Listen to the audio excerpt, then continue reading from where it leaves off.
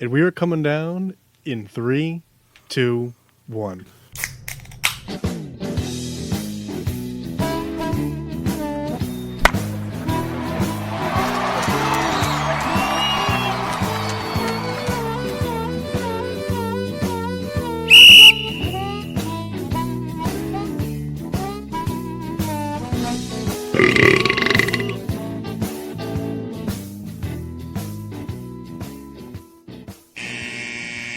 Welcome to Getting Sports with Drunk. I'm your host with Cupcake the Riddler, and I'm joined by... The Maskers Massey. And the Red of Red Baron. Kind of sounds like Paul's drunk already. Hey, you watch your ears when you're listening to me. Did you for any moment think I was actually still coming over? Man, so with you, I've just always expected that to happen. Oh, all right. There's a part of me every day that expects that you're going to show up at my house. Is that an option? I mean, no, but I mean, you also don't. You have a certain disregard for the laws and personal boundaries. Well, that's the autism speaking. Hey, whatever it is, man, I'm not saying I hate it. I'm just saying that it's who you are, and I've learned to appreciate and love it. Thanks, buddy. Mostly because there's nothing I can do about it. Fair. Think that All right. Before we start, I have a keep 2, bench 1, trade 1, cut 1. We're doing it. Okay. We're jumping right into it. We're jumping right into it. Deal 'em. Ready? I'm in. Okay. So you get to keep 2 to be your starting wide receivers. You have 1 on the bench that is only available in injury situations. So like they're not like no slot receiver, third receiver package type things. Okay. You have to trade It's like 1. the emergency third quarterback. Right. Trade 1 and cut 1. Jamar Chase, these are all in their prime. Jamar Chase, Julio Jones, Mike Evans, Larry Fitzgerald, and last but not least, real dark horse. You ready for it? Yep. Demaryius Thomas. Wow. Wow. Real dark horse. Mm-hmm. So dark you might even call him black. Whoa! It's okay because he's dead. Rest in peace. We need to have a sip of silence for somebody. I don't remember who, though. Ricky Henderson. We'll get there. That's it. Okay. For me personally, I'm starting Julio and Larry. Yeah, that's kind of where I'm at. I'm benching Mike Evans. I'm trading Jamar Chase and cutting. Yeah, that's pretty much where I'm at. Yeah, I mean, I'm trying to think if otherwise.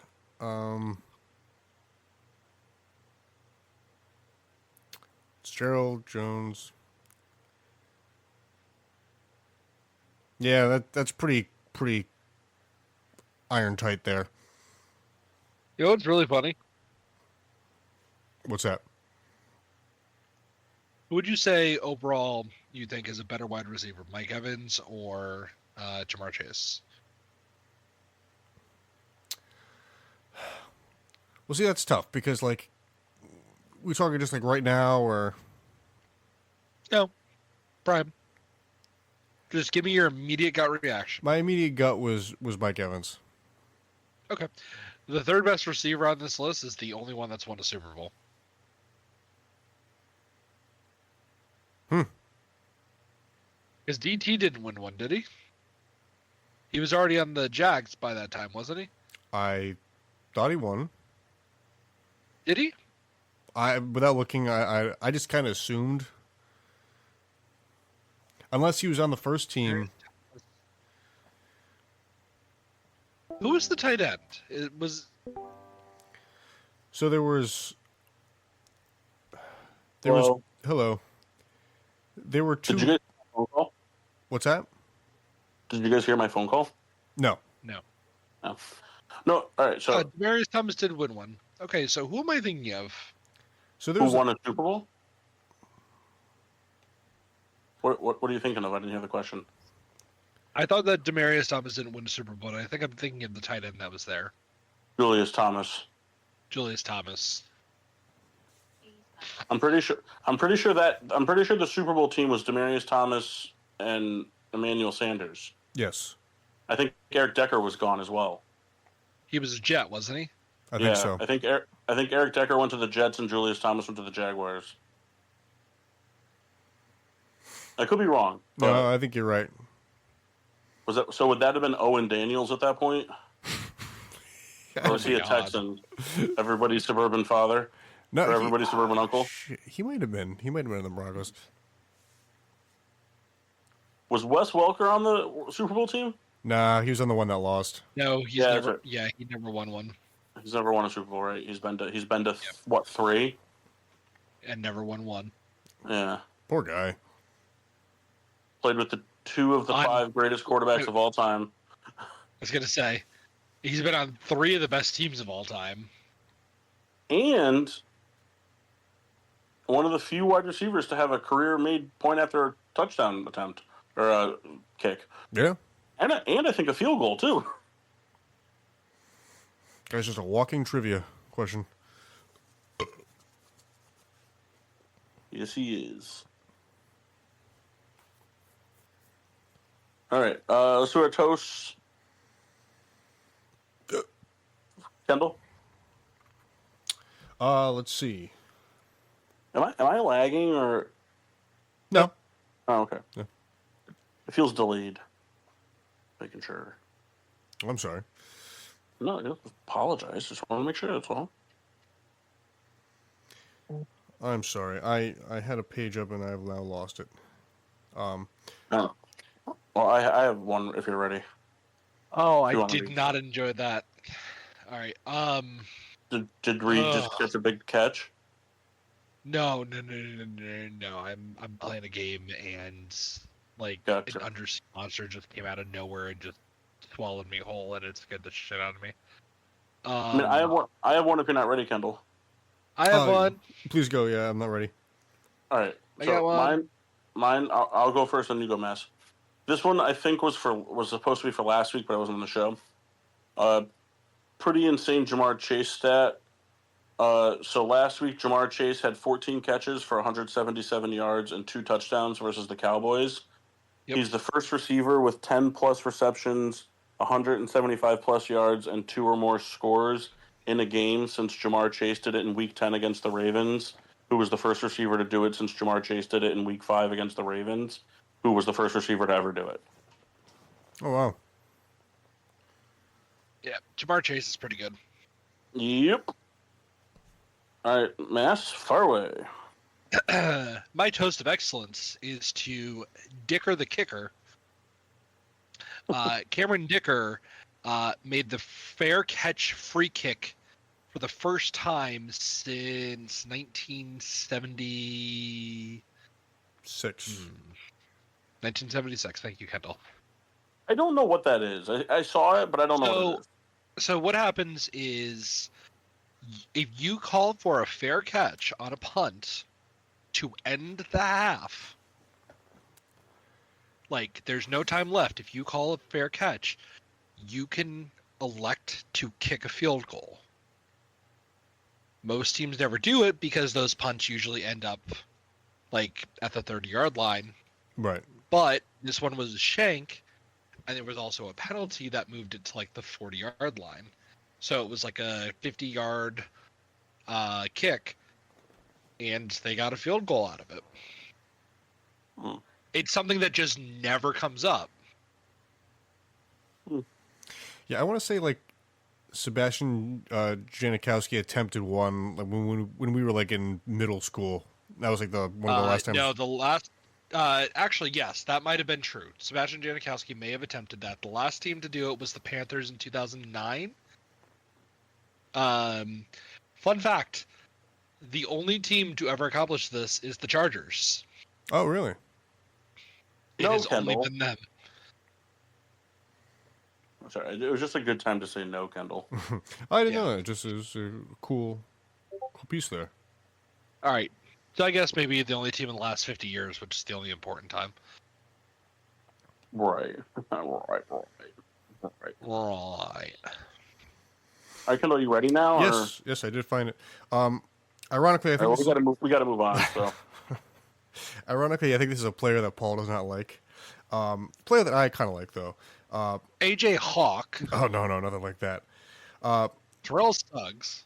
Jason Kipnis, who has been retired from baseball for probably a better part of 4 or 5 years now. He went back to school and to get his college degree, of which he promised his mother before going into the MLB. So I thought that was kind of cool. yeah, I saw cool. that. I also had another toast of excellence, which was to longtime Chicago Bull and now defensive veteran journeyman Taj Gibson is currently on the Charlotte Hornets roster. The Charlotte Hornets were in Chicago last week for a game in which the Bulls, with under a minute to go, had a comfortable lead, and the United Center erupted into a loud Taj Gibson chant, forcing the Charlotte head coach to put Taj Gibson in for the last minute of the game. That's Nice. cool. So they were paying a little homage. Class move by the fan base. Mm. No, really. Mm. Hey, do you guys remember some time ago in the beginning of the NFL season when I brought up the posted should the Miami Dolphins kill 5 of their players to trigger a disaster draft? Yes. So I was looking into some disaster draft situations, and in a disaster draft situation, you're only allowed to protect a certain amount of players, but included into that players is a certain number of personnel. So, with that being said, you can substitute personnel for players. So, new shot or no shot, the Bears should kill 5 of their players in hopes that some combination of head coach, offensive coordinator, defensive coordinator is left unprotected and just do it that way. Yes. Yeah. And I can tell you the 5 to do right now. Well, it depends on who's protecting what. But I'd have to imagine, I don't know if the Browns are protecting Stefanski. Actually, the Browns might protect Stefanski because there's not a lot there to protect. But the Bengals probably aren't protecting Taylor. No, they're absolutely not. But you don't want Taylor. I like Taylor. I think he's a good coach. He's not. Why is he a bad coach? I think he's a good coach. I think He's not. I think he's handcuffed by a Bengals organization that doesn't want to pay people and doesn't want to commit to players before they absolutely have to, and is forever going to be the reason that I've said it on the show. I've said it to you guys. I believe in Joe Burrow. I do not believe in the Bengals. Joe Burrow will never win a Super Bowl as a Cincinnati Bengal. The Bengals do not possess the infrastructure to put a Super Bowl winning team on the field. And it's becoming more and more prevalent that the Joe Burrow-led Cincinnati Bengals Super Bowl loss to the Los Angeles Rams was a pop-up Super Bowl bid, because they have not even remotely looked close to that since then. That's fair. Yeah, their defense has been pretty terrible. Well, and their offense is about to get a lot worse when they lose T. Higgins. And Jamar Chase. So to get back real quick, shot. And they will do it. Good.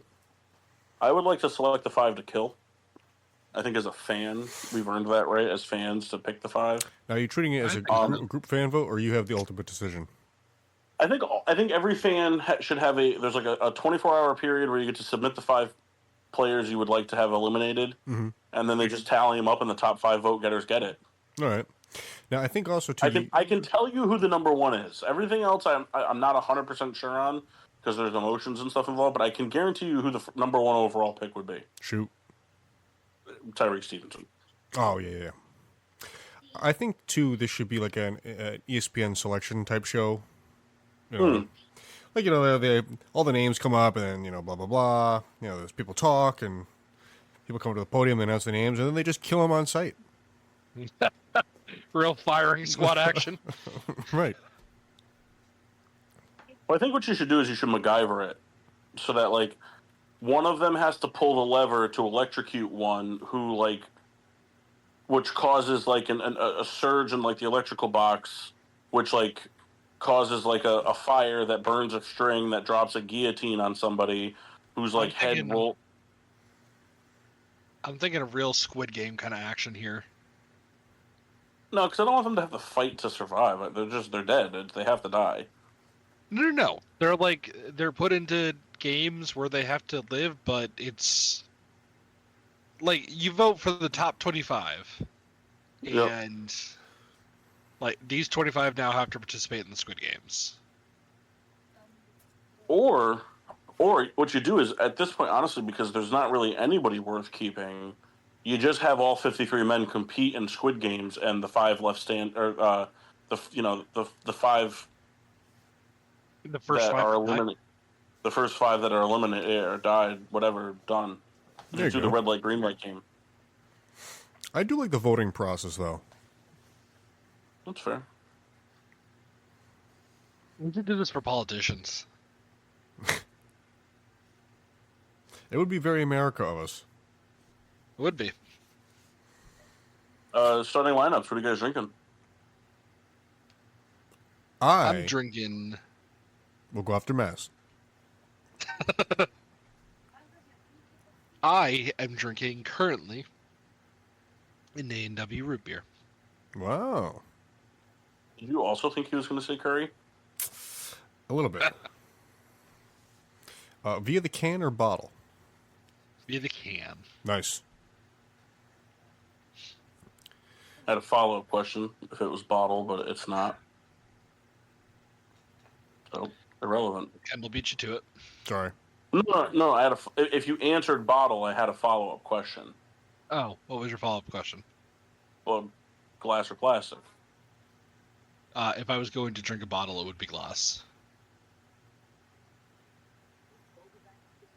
Because I'm a classy broad. Yeah. You think Caleb Williams can throw for like 600 yards in the next 2 games? Yes. I do. I Do I hope think he does. he can? Absolutely. Do I think he will? Eh. I mean, he's thrown for 300 like 3 times in the last 4 games. Yeah, Packers- well, Packers secondary is attackable. yeah, and the Lions And- are pretty atrocious too. Well, the Lions just happened. Who do they play next? Oh, in Seattle. Oh, please throw all over Seattle. If they could lose, that'd be hilarious. Well, just because, like, I think it has to silence the narrative a little bit about people being outraged that the Bears took Caleb Williams over keeping Justin Fields and have a worse record with Caleb than they did with Justin, even though Tyson Bagent won 2 of those games. So really, Justin Fields only won 5 games. So there's still time. Blah blah blah. But if Caleb Williams can throw for 576 yards in the next 2 games, he in his rookie year set the Bears' all-time franchise record for passing yards in a season, and you kind of just have to accept that that's pretty impressive, regardless of how you feel. Yeah. Also, Troy Aikman won 115 his rookie year. Hmm? Troy Aikman went 1-15 his rookie year. Oh, look, I'm not saying the guy's a bust or anything like that. It's the social media world, where like Troy Aikman and Andrew Luck and Peyton Manning all had terrible first years and whatever, but they didn't have, a top 10 draft pick wide receiver, 2 Pro Bowl wide receivers, a Pro Bowl running back, and blah blah blah blah blah blah blah, and this and that. And it's like, yeah, but yes, they didn't have those things, but you also don't think Caleb Williams is as good as them, so those things don't matter then. It just is what it is. I think the kid's good. He's got to figure out how to not try to do the USC scramble drill. When it's not there, throw it away, or the minute you feel the pressure, get out of the pocket and try to make something happen outside of the pocket. Stop trying to dance around so much. If he can figure that out, which maybe some decent, quarterback coaching could help with, I think the kid's already got some pretty. I mean, he's making some elite throws, but he's also a rookie. Like, I don't. The problem is that the generational talent tag and the combination of like C.J. Stroud last year, Andrew Luck his rookie year, like even Justin Herbert's rookie year is like there's like this like notion that like he shouldn't be having any like downs at all, and it's like that doesn't make any sense. Right.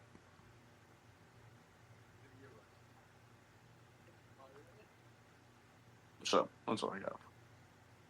All right.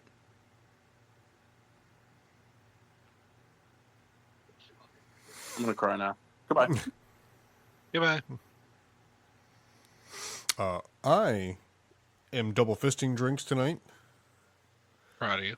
I made myself a nog with the classic hood golden eggnog in the carton. And I've just been. What's that? Can we have more of that on the show when we come on next week? Oh yeah, I think though you guys would prefer a different alcoholic component to. I had some. Oh my god! You put beer in there, didn't you? No, that's hilarious. Gin. No, from the Riddler collection. I've had a bottle of amaretto for a very, very long time. That I've basically, God. I've basically just been using for this. In fact, I don't even remember the brand. Benaray, something like that. I no longer want to come do a live show tomorrow. Well, or no, next week. listen. For the nog, I would not suggest. That's what I've been using for whatever reason. I've grown to sort of like it. But I am also having the main dish here. I got what I wanted. I have the Lefroy 10-year, which I meant to buy the other time, but I bought the Select, so I have it here for the show. And actually, take a sip of it right now. Wait, so you're going back and forth between amaretto eggnog and a $60 bottle of scotch? Well, I'm gonna just basically finish the nog very quickly. I just for the Christmas show, I figured I wanted to have some nog. You're a disgrace to scotch drinkers everywhere right now. Like, you shouldn't be allowed to have nice scotch anymore. Well, it's a one-off. It doesn't matter. You're mixing eggnog and single malt scotch. Yeah, but not together. It's still, you're drinking it within, I would say, when did you take a sip of scotch just now? Just and now. when's the last sip of eggnog? I don't know, 5 minutes ago. Yeah, so they're mixed. I'm just saying, for this, I mean, Oh my god, you're a disgrace. I'm gonna finish the nog right now. I don't Burnt think we can be friends. my anymore. tongue. I don't think we can be friends anymore. I am drinking from the Riddler collection, the finally re-released holiday special of the Goose Island Honkers Ale, Chicago's original, the beer that started it all. The original brew from the Goose Island Company. I've been missing this beer for a very long time. It's back, and it's probably better than ever. Hey, snap a photo. No. Come on. Massey, do you want me to snap a photo? Sure. It'd be easier to snap one if Massey was here to help me. It would be, but I'm not, so do it anyways. So how come you talked up this big game about coming and then didn't come? Donna has COVID. Does she? Yeah. That's a bummer. Yeah. The real bummer is that means that you can't if I were to be all of a sudden free to go disc golfing the day after Christmas, you can't go. Well, I'm already going tomorrow. Yeah, but you can't go with me on the day after Christmas. Is what I'm saying. Why not? Because you have 3 days. 3 days since the positive test exposure. So that would be I what? didn't test positive. No, but you've been exposed to someone who has tested positive. I don't fucking care. Did you ever There's the consider rules. robbing your mother-in-law at gunpoint? Numerous times, yes, but haven't really gotten chops to do it. Why? Oh, I'm just asking. It just seemed kind of like on brand of what we're talking about. Oh, okay. How I was it also on break? can't go disc golfing with you because, I have to work that day. No, you don't. You have the day after Christmas off. No, I actually don't. I unfortunately actually have to be at work for that. Nah. All right, what do you guys want to talk about? We were talking about schmo quarterbacks that have been to the Super Bowl. Like schmo as in like below average. Yeah. Yeah, Trent Dilfer. we're giving our Jake assessment Delhomme. Trent Dilfer. for sure. Rex Grossman. Yes. Um, I think to save yourself from schmodom, you have to have some sort of accolade going into before your Super Bowl appearance, in any capacity. Rich Gannon, even though he did win an MVP, but it was kind of a one-off situation. Yeah. Yeah. It was just like a guy just had a good year. Yeah. And yeah, that's what I think it is MVP that particular year. The L.A. Rams, Jared Goff. Yeah. That's what I said, but I'm just kidding. No, I think he would be considered a schmo at that time in history. I mean, after this year, that'll change the narrative a little bit, but Jimmy Garoppolo. yep. yep. Nick Foles. Yeah, I would agree with Nick Foles in that category.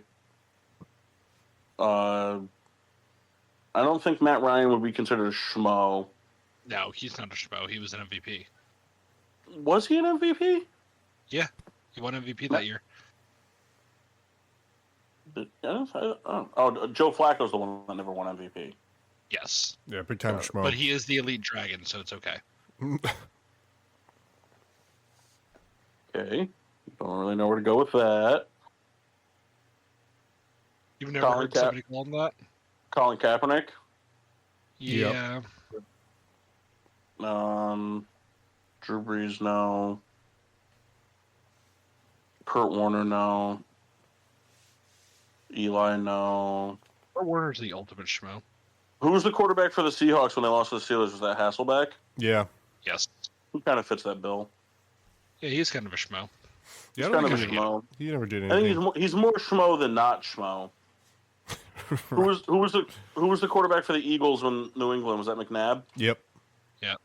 I wouldn't give McNabb the schmo. Carolina's quarterback, Jake Delhomme. Jake Delhomme. Yeah. Schmo. Kyle Orton. Who was Tampa's court? Kyle Orton didn't play in the Super Bowl. Not Kyle Orton. Trent Dilfer. Trent Dilfer. We said who was Wait, Kyle Orton played in your Super Bowl. No, he didn't. Who was your quarterback? Rex Grossman. Oh, Grossman. That's who I was thinking of. Who was Tampa's? Who was Tampa's when they won? Brad Who Johnson. did we say, Kendall? Brad Johnson. Yeah. That's right. Yeah, Brad Johnson's a schmo. Big time schmo. And then who was the quarterback for the Titans when they lost to the Rams? Steve McNair. Steve McNair. I'll give him the pass. He's not a schmo. Yeah. And then Favre's not a schmo. Elway's not a schmo. All the New England quarterbacks before Brady that went to a Super Bowl are schmoes. Big time. Who was the quarterback for the Titans when they lost to the Rams? McNair. McNair. I'm sorry. I meant who was the quarterback for Atlanta when they lost to Denver the year before that? Oh, we'd have to look it up. I actually don't know. Was Jim Kelly the quarterback for all four Buffaloes? There's a chance he wasn't for two of them because I know he was injured. I would say my gut says he was for three of them and then not for one of them. Gotcha. I mean, still not a schmo, but I tell you what, that's a pretty wild. Whatchamacallit though? Back to back Super Bowl. We don't generally get quarterback juggernaut Super Bowl like matchups very often. Yeah. But to get Aikman Kelly back to back, Yeah. pretty good. I mean, what about the reverse thing? What about like juggernaut Super Bowl matchups? So like Kansas City, so Mahomes Brady. Yep. I would say Rodgers Ben would count. I would say Rodgers Ben, Breeze and Peyton. Yep. Would you do Peyton and Cam from Cam at the time? Yeah, because he was an MVP that year. So, but if you're going to go off of so I'm talking about just Cam as a player during that time, not just the MVP status. Because if you're going to go off that, then you have to say Matt Ryan, Tom Brady. Okay. And I'm not going to subscribe to Matt Ryan, Yeah. Tom Brady. No, that's fine. But I think Cam Newton was pretty dominant those first couple years. Yeah.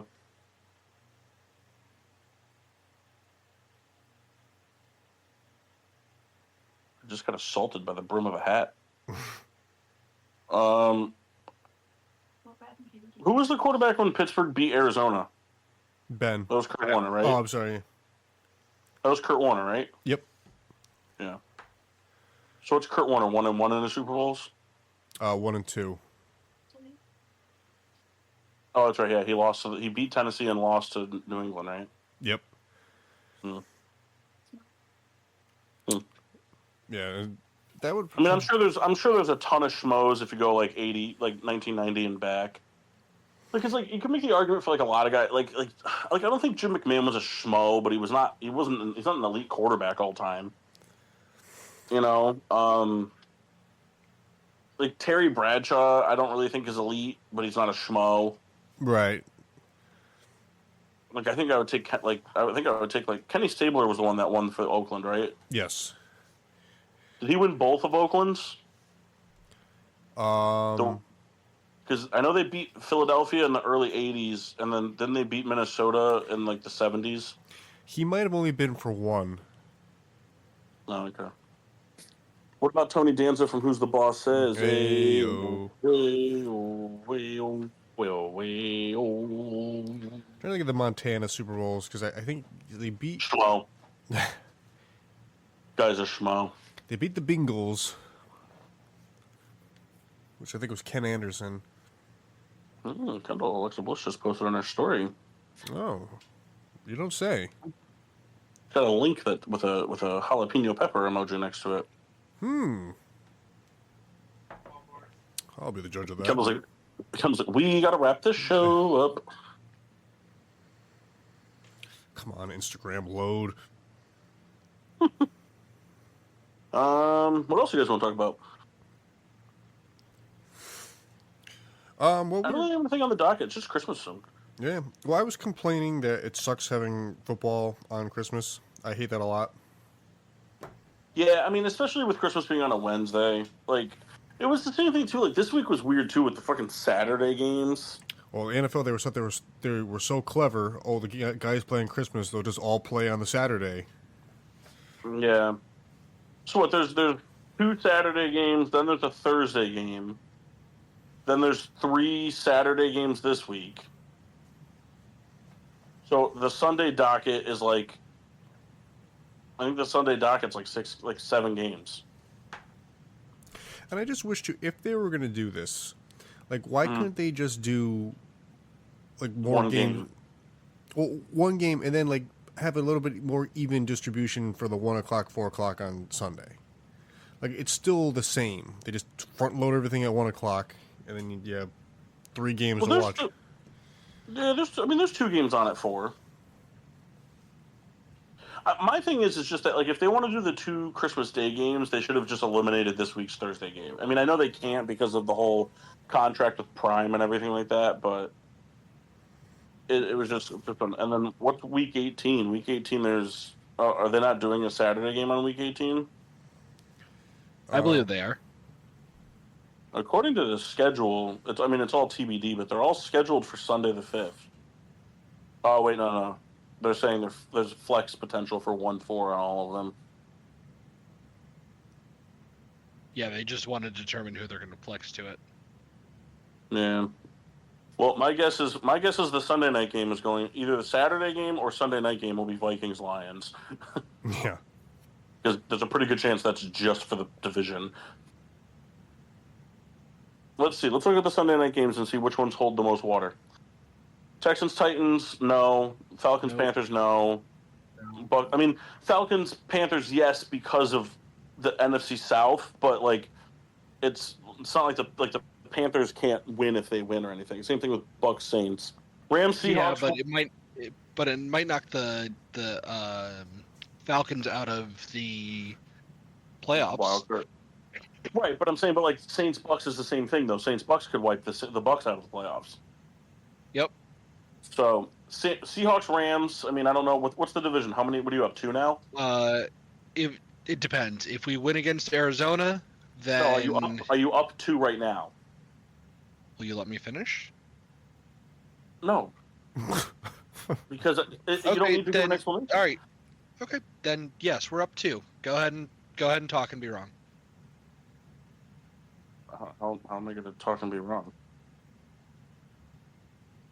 Like, I just wanted to know if you guys were up 2 games. That's all I wanted to know. Yes, we're up 2 games, Paul. Right? Why are you being a dick? I don't understand what I did wrong. Make your point. There was no point. I just asked a question.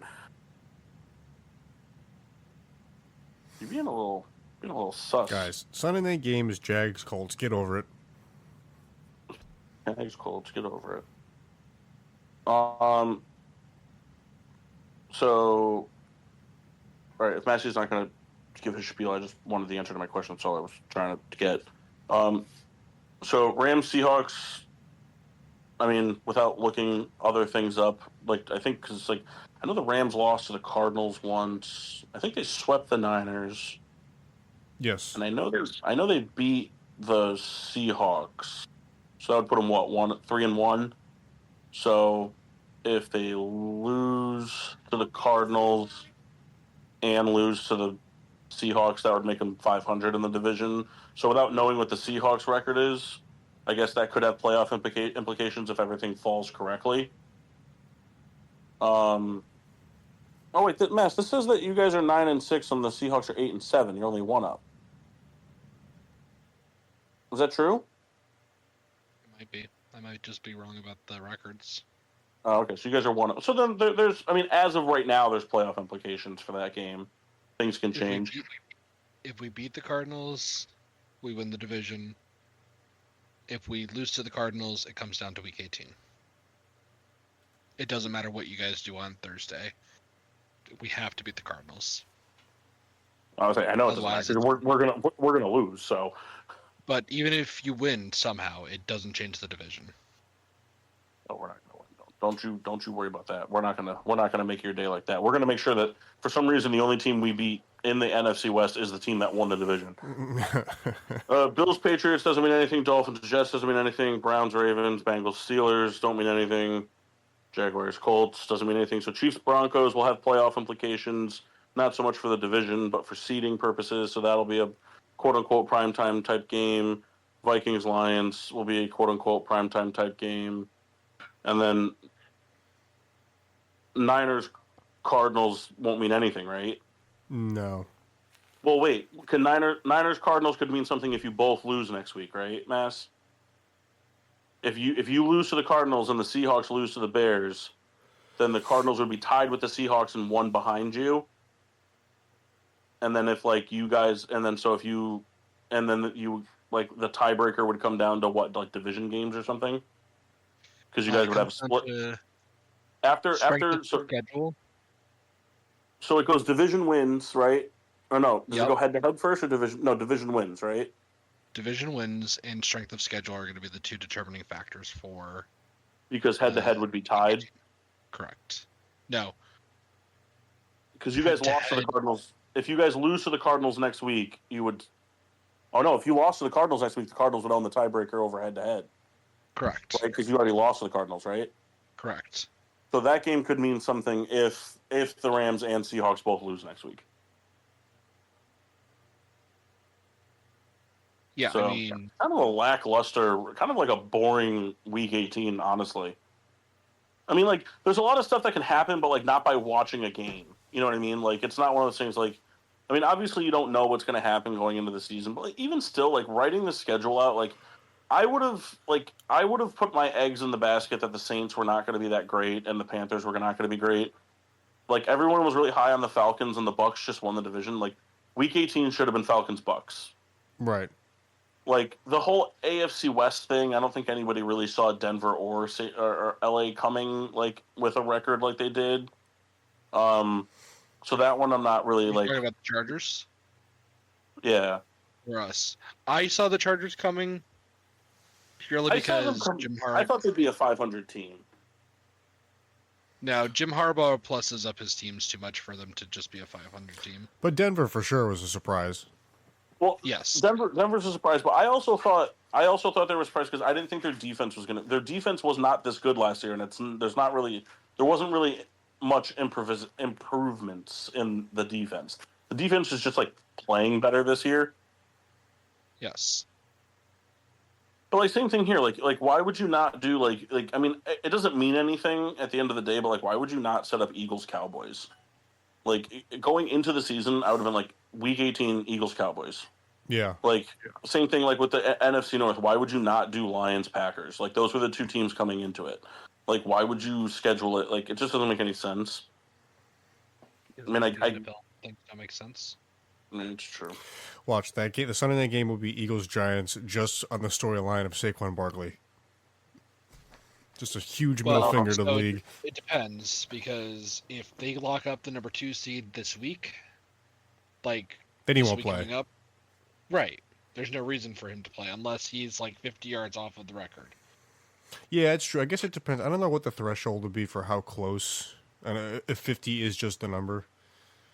If he's more than 100, or if he's 100 yards or more away, there's no shot they let him play.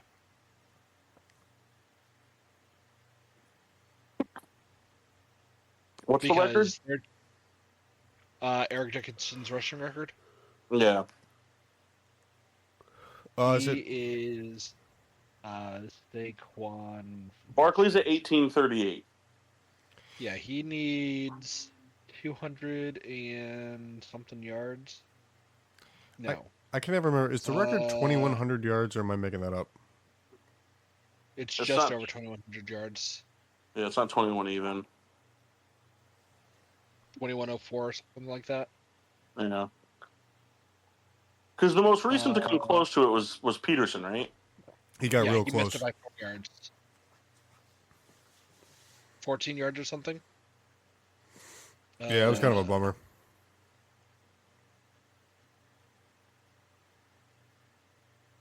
Saquon Barkley's the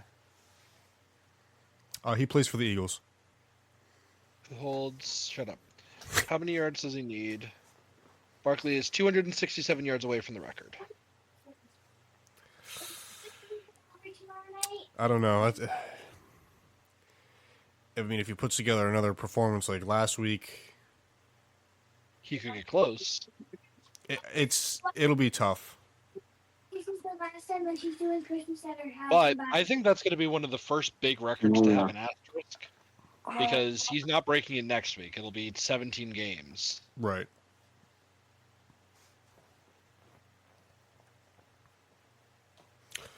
It's weird. I guess I'm more or less indifferent if he were to do it. Like, there's always kind of like an excitement for these long-standing records for guys to come close or break them, but it's not going to really change my day-to-day life if he does or doesn't do it. I mean, well, what do you mean? How can you say that? What do you mean? I don't want him to do it from the standpoint of like to stick it to Mass, because I know that's one of his guys, like his team's guys kind of thing.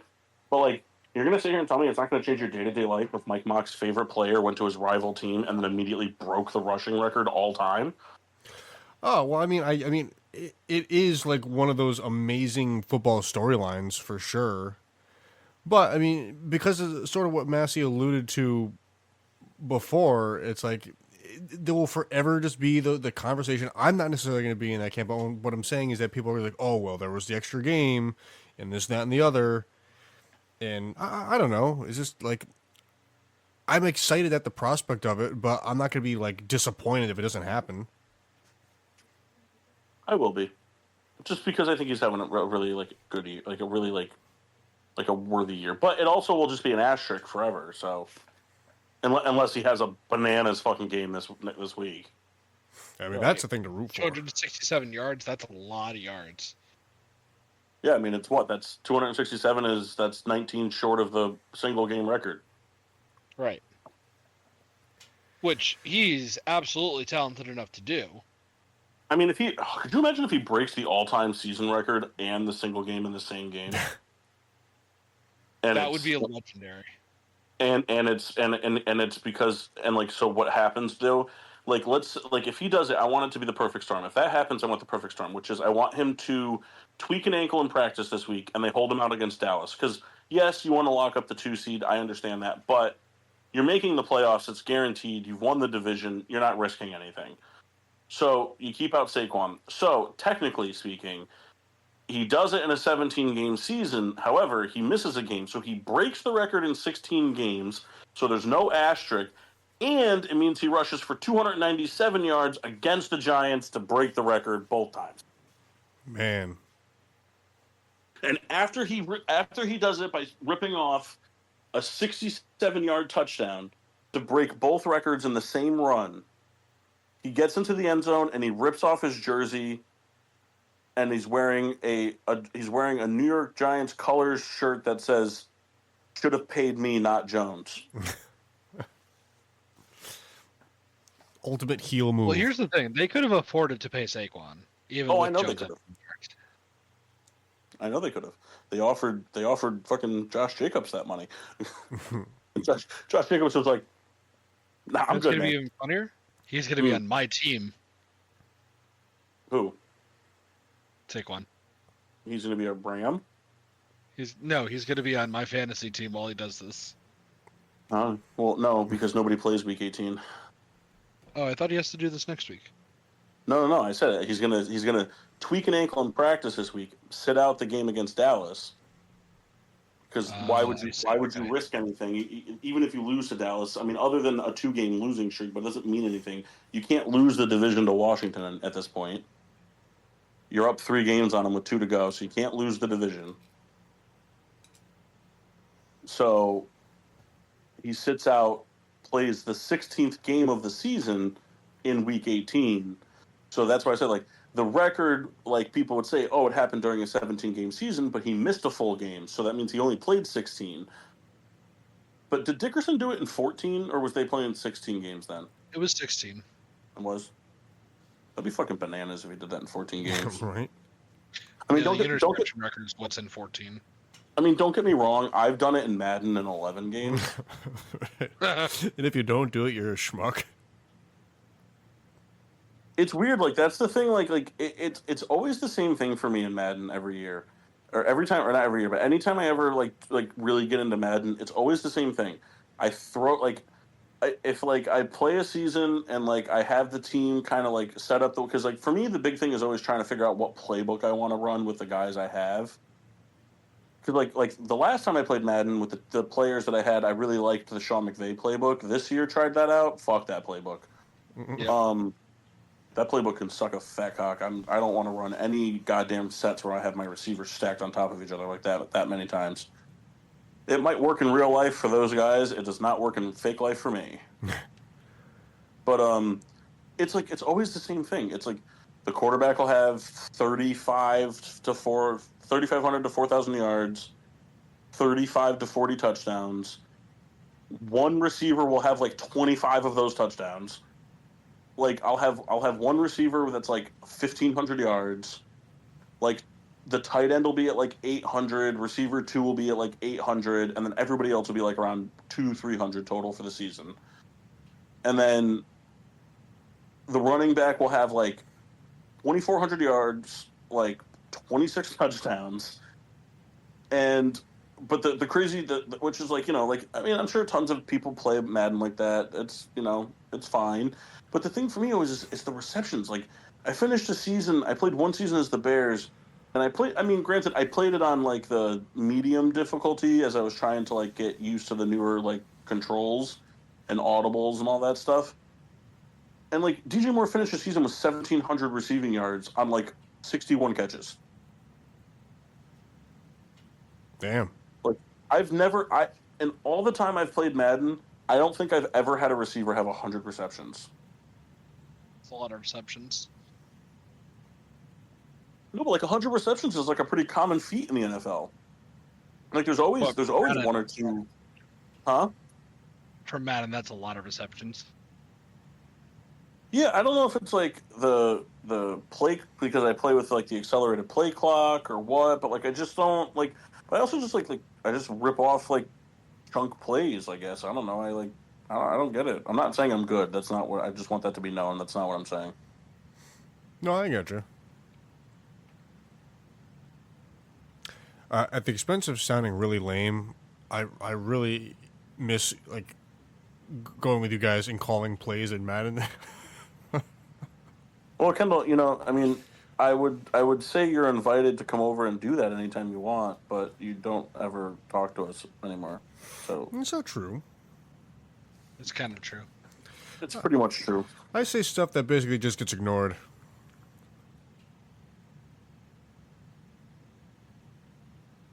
And these Nope. are facts. You just don't like us. No, I do. I don't like calling defensive plays, though. Just offense.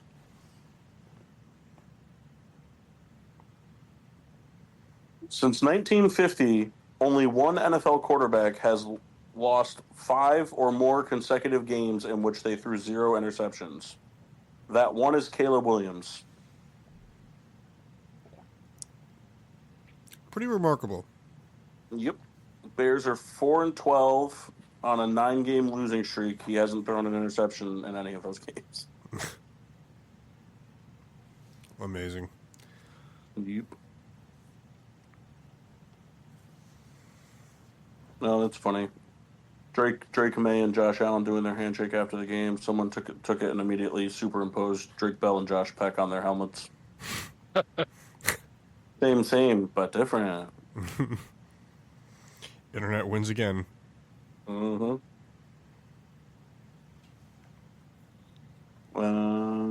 Yeah.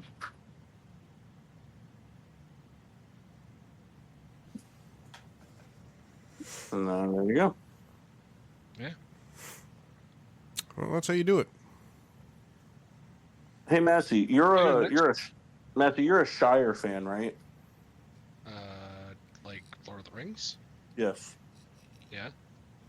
Do you subscribe to the notion that all 3 Lord of the Rings movies are equally as good as each other?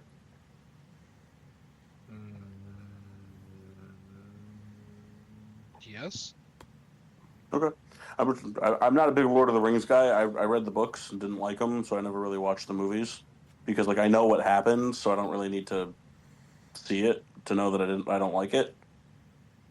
And it's this thing, the trilogy meter, and it ranks like a bar graph, all 3 movies. So like for The Godfather, for example, so The Godfather 1, there's like a very small amount of space between the top of the bar and the top of the graph. Yeah. The Godfather 2 is completely full, and then The Godfather 3 is completely empty. Because the Godfather 3 was fucking trash. Almost not worth making. The Godfather 3 was worse than Jurassic Park 3.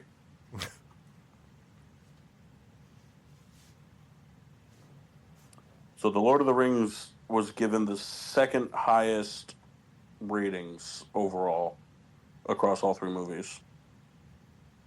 It's actually kind of impressive. Yeah, number 1 was Indiana Jones. Which one? Well, so the first one they said was perfect, and then 2 and 3 they had at the same level. They have all like Lord of the Rings. They have all 3 at the same level, just a smidge below the top. Mm-hmm. And for Indiana Jones, they have 2 and 3 at that same level, but number 1 they have perfect. That's a good trilogy. Yeah. I'm not a big basher of that other one that came out like when we were in high school, whatever. Crystal But Skull. yeah, I mean it's whatever. I'm not like a hater. I hate that movie, but I love that movie.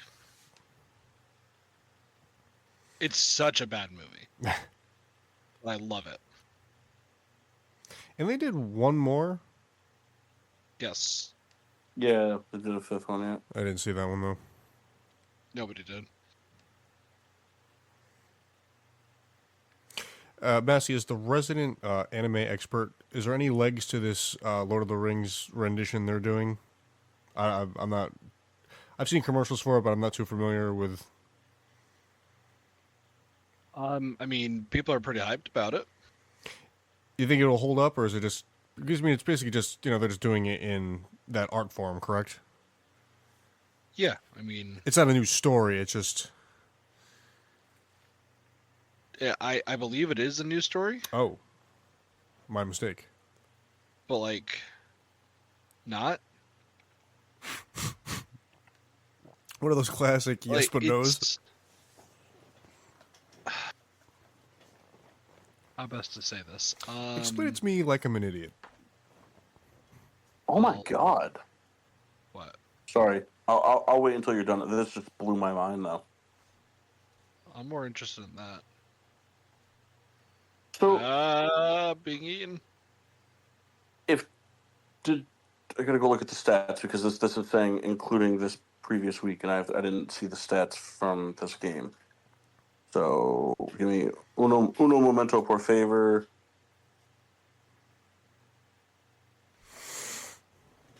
He did not. He did not catch a touchdown. to Oh, answer that's so your funny. question.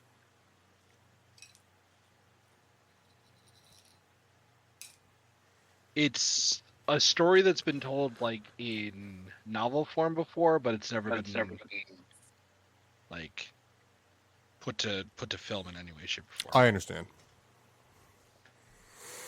So fans of that, check that out. Yeah, not a sponsor. Not a sponsor. We could use that money though. So if you want to give us money, Yeah, if you want to sponsor us, I mean, we're here. doing pretty much this. That is bananas. What do you got? Trey McBride is on pace to have 105 receptions this season. That's a lot of receptions. Hold on, it gets even better.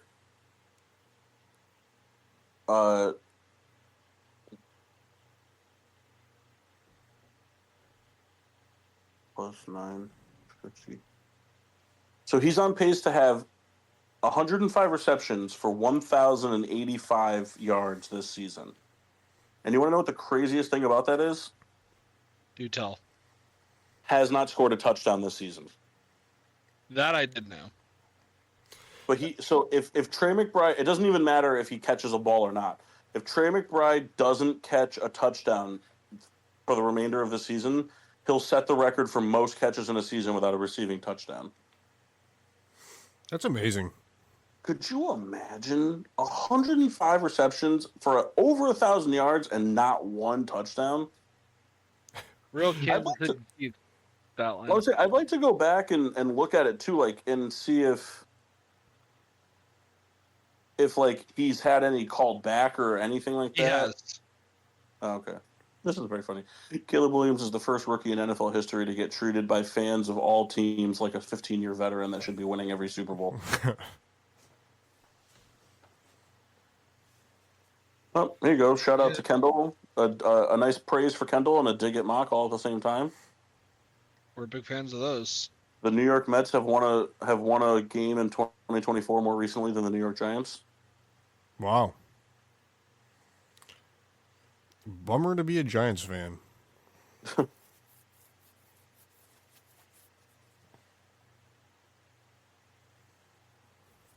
Oh, here we go. This one's good too. It's the tier maker for how desperate each team is to win a ring. So we'll start at the top. New England Patriots and Pittsburgh Steelers chill until 21-24 AD. Then it's Rams Bucks every 10 years anyway. Shrugs. It's pretty funny. Yeah. Next is the Ravens, Giants, Eagles, Broncos, Packers, and Seahawks. Another decade, no problem. Colts, Niners, Saints, about to get dicey. Cowboys Commanders, 30 friggin' years ago, bro. Are you serious? Dolphins Jets Bears Raiders. Die Hard is newer than the rings you wear. Uh, Jaguars Texans Browns. No rings, no surprise. Panthers Falcons Cardinals Chargers Titans. No rings and should have a ring. Bills Bengals Lions Vikings. Hungry fans plus reality equals probably still no ring. And then at the bottom, at the bottom, the most desperate Kansas City Chiefs, three-peat or bust. That's pretty funny.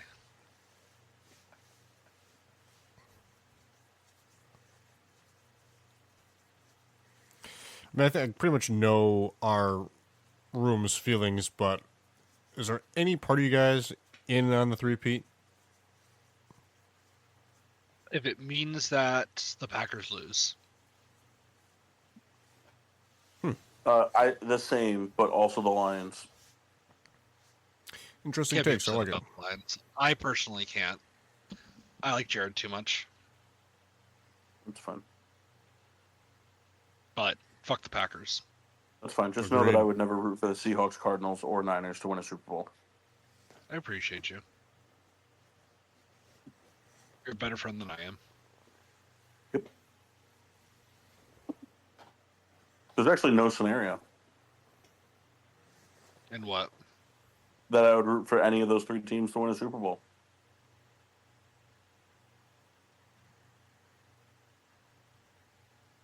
I can't think of one. Yeah, because you're I in the think the- NFC. So. Right, like I would root for all of them to get to the Super Bowl just to make sure the Packers, Lions, and Vikings can't, but not to win it. I Right, think the only one that like could maybe get a pass would be like a year like this. Like if the Cardinals, only the Cardinals, because I hate the Seahawks and I won't root for the Niners for you. If the Cardinals were the team that was able to get to the Super Bowl and like make the Chiefs not three-peat, I might put my drink down for that one only.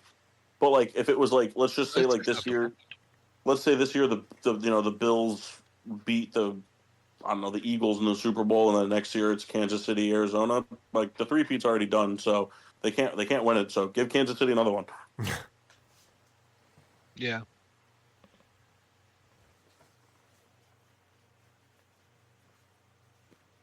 Yeah, the only chance that I have of rooting for that is to stop the Packers from winning.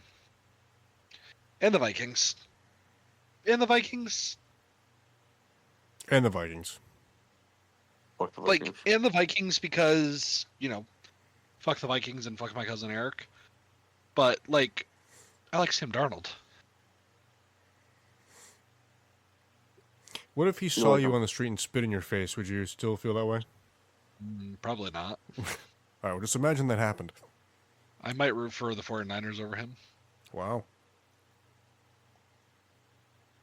What if Sam Darnold?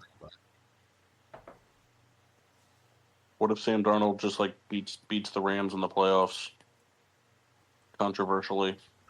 I would say fair because we beat them controversially, but All right, here's how it goes down. Sam Darnold, he throws a pick, and then on the return, he ends up horse collaring the guy who picks him off, which causes a fumble. They don't call for the horse collar.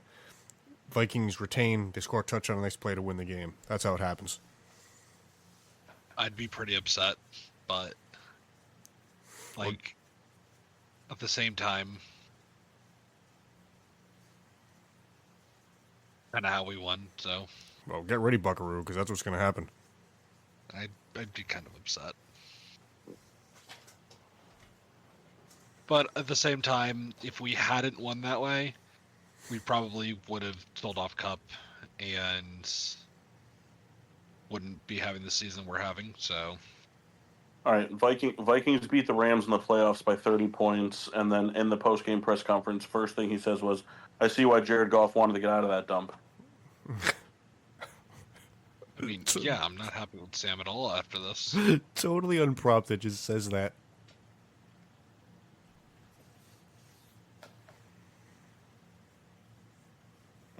All right, one more just to try to. I'm trying to up it every time, and I'll stop after this.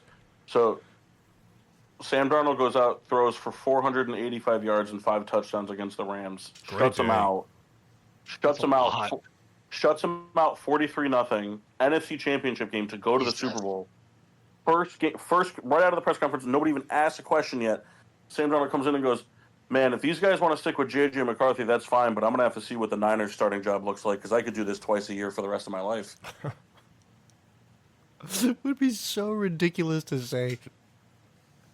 Where does Sam Darnold rank on like your I hate him chart if that exact thing happens? He's above Jimmy Garoppolo.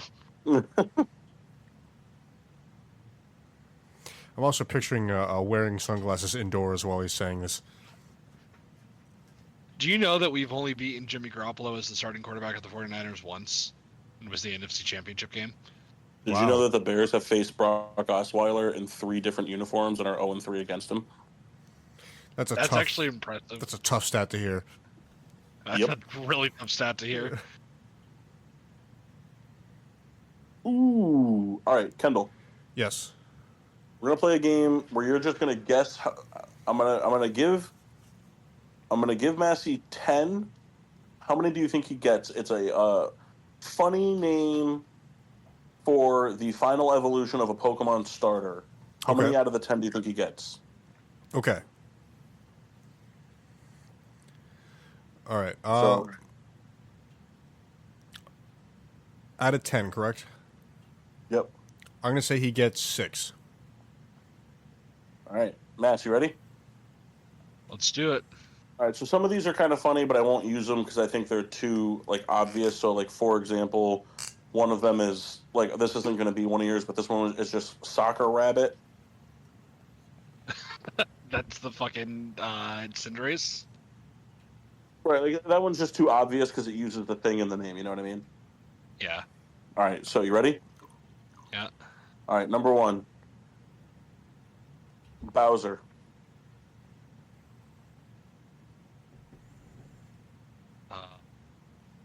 It's a final evolution.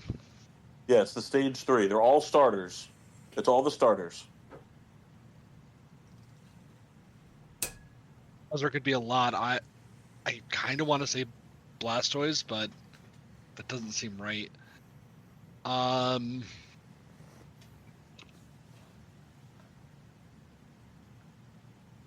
It's got to be a fire type. It's got to be a fire type. If it's not a fire type, it's stupid. Is it Charizard? Incorrect. No, it can't be Charizard. Incorrect. How many guesses do I get per? Just one, because it's either right Just or wrong. one. Okay. Yep. And to make it more interesting, if you get it wrong, I'm not going to tell you who it is, so it stays in play.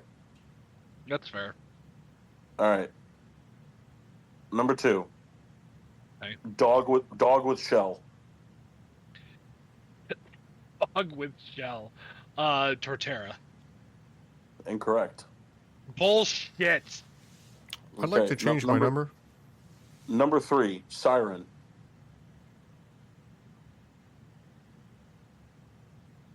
Siren? Mm-hmm. Primarina? Correct. Hey. All right. Number 4, Skinny Swampert. Skinny Swampert. Inteleon? Is that the Inteleon? the water gecko? Yeah. Correct. Yeah. Okay. Number 5, Athletic Frog. Greninja? No, incorrect. Athletic Frog. Hold on, let me think about that for a second. I know you're not going to let me guess again, but... Is that Inteleon?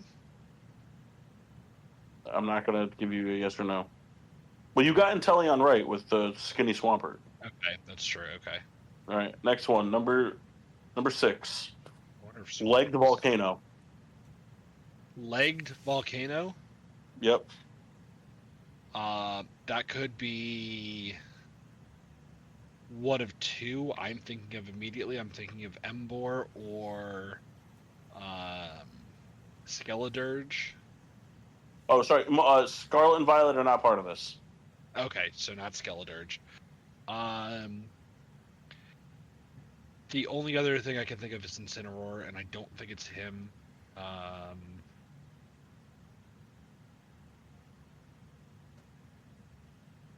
gonna go Emboar. Incorrect.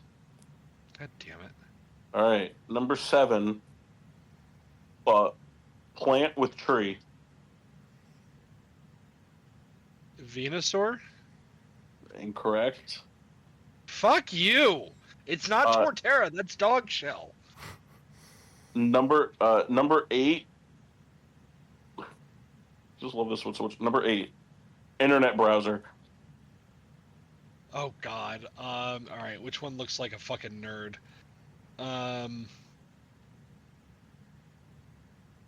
Delphox. Mm-hmm. Because it's Firefox, yeah, I got it. okay. It's so funny. Maybe last one. All right. This one will piss you off. Reptile. Is it Sceptile? Yeah. Nope. It is? Okay. Alright, No, hold sorry. on. No, How many did I get? It's not Sceptile. It's not Sceptile. Sorry. It's not. So you have one more to go. I played you. I'm sorry. You have one more to go. Last one. I'll give you a layup here. You ready? So that Kendall, because Kendall still hits his number. Emperor. Empoleon? Yeah. Okay. Alright, hold on. Go through the ones that I missed, because I'm gonna get mad. All right. Dog with shell. Dog with shell. I get unlimited guesses here. All right. They don't count. Blastoise. Okay. No. Dog with shell. Who the fuck? I told you these are just stupid ways to describe these Pokemon. Dog with If you tell me it's Samurott, I'm gonna be pissed. It is Samurott. God damn it. You also got Athletic Frog wrong. Okay, so Athletic Frog has to probably be Swampert, I guess. Yep. Because Greninja is Ninja Frog. Bowser. Emboar? Nope. Alright. If it's not Emboar, is it a fire type? Nope. Man, that makes me angry. Not as angry as you're going to be when I tell you what it is. Is it Chestnut? Yep. Reptile.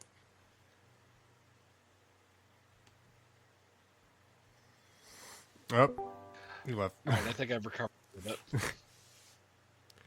What else you got? What else did I miss? Reptile. Reptile's obviously not Sceptile. Reptile is Greninja. No, that's Ninja Frog. Reptile is Venusaur. Nope. Meganium. Nope. For Alligator. Nope. It's not Sceptile. Nope. Torterra. Nope. Superior. Yep. God damn it. Legged Volcano. Legged Volcano. Charizard. Nope. You said it wasn't Emboar for that. Yep. Is this a fire type? Mm-hmm. The Typhlosion? Yep. Okay. I think that was all of them. So Venusaur is retarded frog.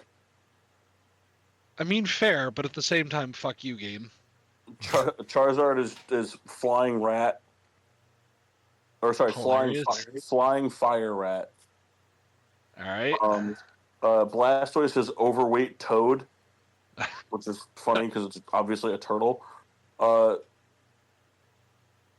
Flower with legs. Venusaur? No, No, you already Meganium. said Meganium. Yeah, Uh, all right. I'm just gonna go in order now. Legged volcano. For alligator is crocodile, which is hilarious. Septile is plant with a tree. Okay. Fire chicken. Blaziken. Athletic frog. That's the swampert. Yeah. Torterra is just random tree. That makes me so mad. He is dog with shell. He's not a dog though. He's more of a turtle. Samurot's not a dog either. Samurot's more dog-like though. More dog-like. No. Yes. There are other than corgis. There's no dogs that have those stubby of legs with that wide of a body. Infernape is fire monkey. Emperor Empoleon, reptile for Serpier or whatever. Embor is fat pig, which is kind of redundant.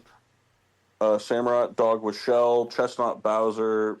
Internet browser is the fox. Greninja is ninja frog.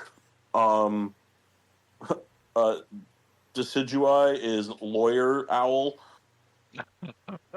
I like that one. Incineroar was fire circus cat. The fucking seal thing was siren, and then skinny swampert, football rabbit, and Donkey Kong. Some of those are okay. Some of those are fucking dumb. I'm gonna laugh pretty hard.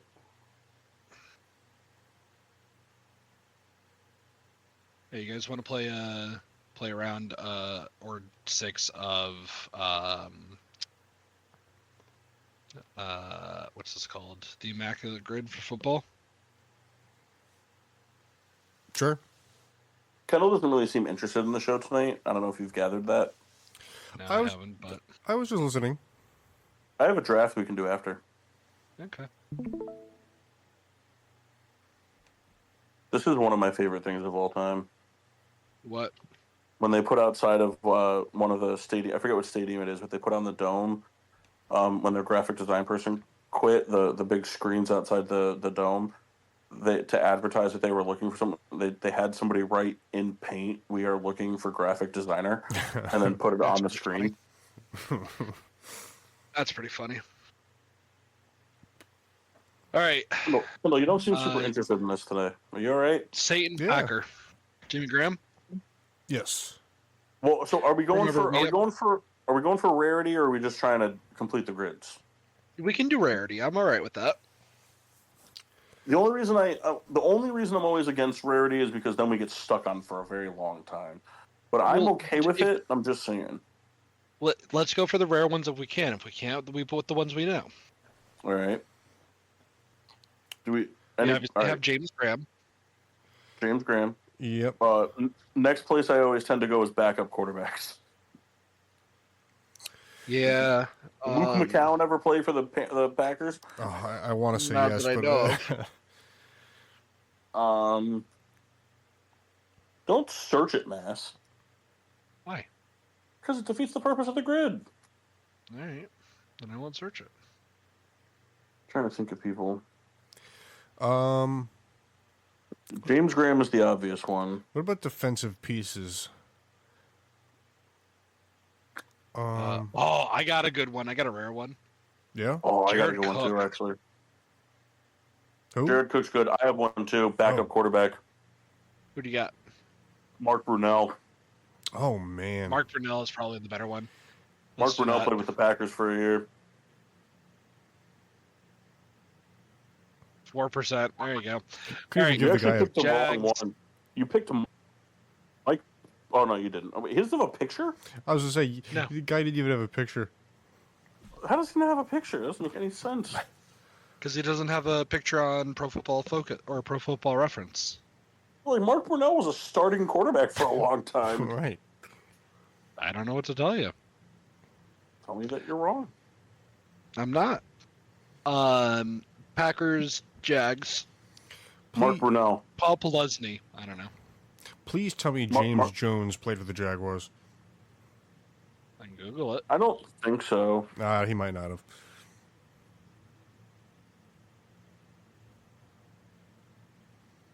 I know Massey's boy was a member of both teams. Which one? The punt returner guy for the Rams. Punt returner guy. Yeah. He was like the speedy receiver for the Rams that never worked out. Tavon Austin. Yeah. That's a good Mercedes one. You might Lu- want to do that one. Mercedes Lewis played for both.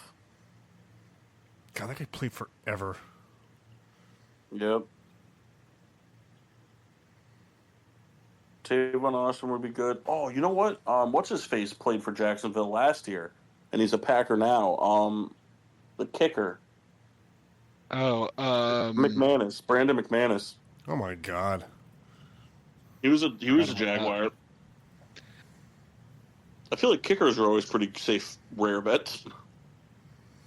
The other Cobb also played for both. Who's the other Cobb? Brandon McManus. In the 90s, the Packers had a receiver named Reggie Cobb. 3%. Look at you. Green Bay Packer, first team All-Pro. Donald Driver? I don't think Donald Driver was ever first team All-Pro. What about Sterling first team Sharp? All-Pro Who's was like Shannon's hard. brother? Yeah, Sterling. Sterling? Sharp or David Bakhtiari. Fuck that guy. Why? Just because. Just because. Because he's a Rodgers guy, that's why. 4%. Nice. LA Rams, and State. I know LA. these. If you guys want to go for a couple, go for it. Let's see. Jeff Fisher. You guys want to hear a really gross one? Yeah. James Laurinaitis. Gross. Throw that in there right now. That's got to be like the I wanna greatest make pick of all sure. time. I want to make sure that he did, but yep, he played for the Saints. Unless there's a fucking WWE Immaculate Grid, that guy's name has never been typed into this thing. Ever. 1%. Yeah, Wow. baby. Look at that picture. How does he have a picture, but Mark Brunell doesn't? Right. Because he had no accolades. No, it's not true. Ooh. James Laurinaitis. I was trying to say he had accolades, but he didn't. You could go Tavon Austin here. I could. I mean, if you have a I better could go one. Darius Williams here. I don't know who that I could is. go, one of our starting quarterbacks. I could go Pharaoh Cooper here. I know that name. I might even be able to do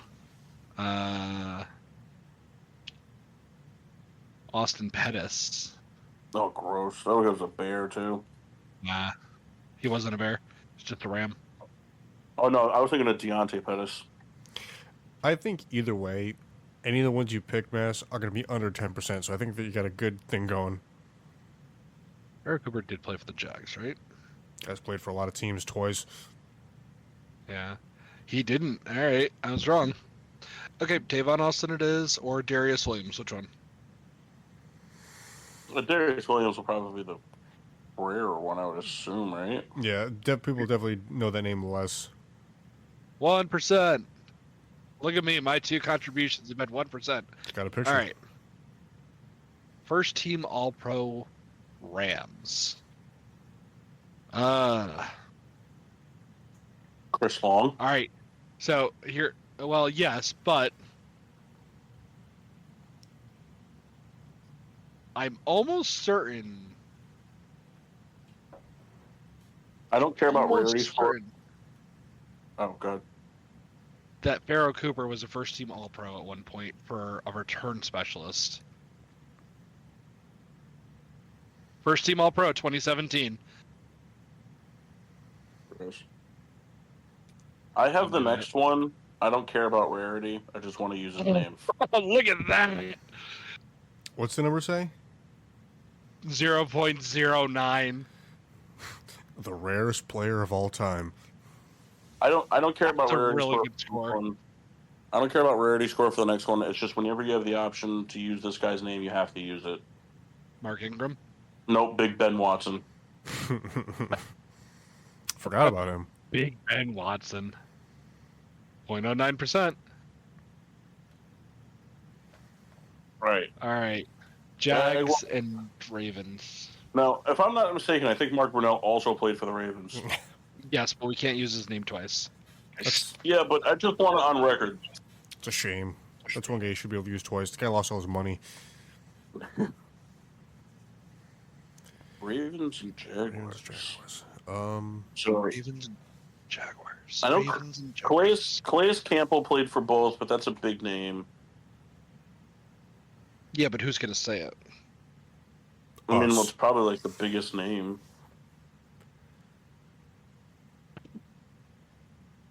Hmm.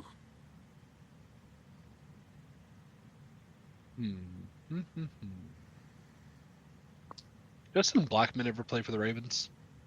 I don't think so. Yannick Ngakwe played for both. Great name. Forgot about that guy. Let's do that. He was a Bear last year. Oh, wait. You know who I think... Who? Actually, you know who I think is a Jacksonville Jaguar this year? Who? Devin Duvernay. Gross. But you can go with you can go with what He you is call Jaguar it. this year. We're gonna go for that. That's a good poll. 5%. Nice. All right. Ravens All Pro. Terrell Suggs. We don't care about rarity. No, we care. I was just that's why I was just making a joke. Handle. This Oh. one's gonna be all you, buddy. So I want to think like if people get like Jamal Lewis. Is that too? Was Jamal Lewis ever first team All Pro? I don't know. I assumed he was, but I don't think he was ever like the best running back.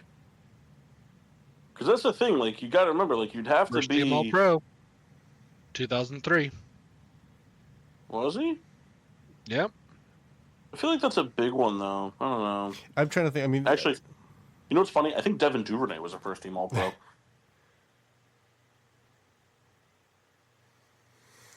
I'm trying to think of rarer than that. He was.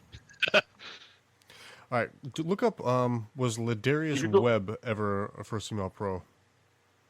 So you could also go with like an offensive lineman, like a Jonathan Ogden. He had to have been a first team All Pro in the early 2000s teams. Ladarius Webb was never a first team All Pro. Yeah, that guy sucked. Oh wait, if this guy was an All, oh, we have to go with this guy. If he was first team All, because he had some pretty big years for them. Toby Jones. No, Elvis Dumerville. He wasn't first team All Pro. Guy He's was going to be a wasn't? big name, though. 2-time first team All Pro. Yeah, Let's but do it. wasn't Why one not? with the Broncos? Yes. Yeah. Was he a Bronco Let's do it. first? I don't- Yes. Yeah. He Yeah, was just do Bronco Elvis from 2006, 2012, and Yeah, then do they Dumerville. forgot to send him the facts. Elvis Dumerville. It's a good. Ooh, how small was that? Got a rarity score of 19. Yeah, take that, Kyle. Average score 16.8.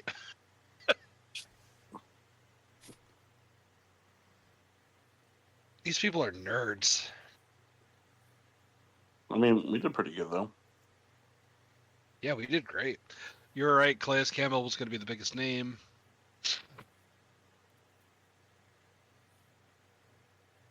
And James Graham, Mercedes Lewis. I forgot all about Jalen Ramsey.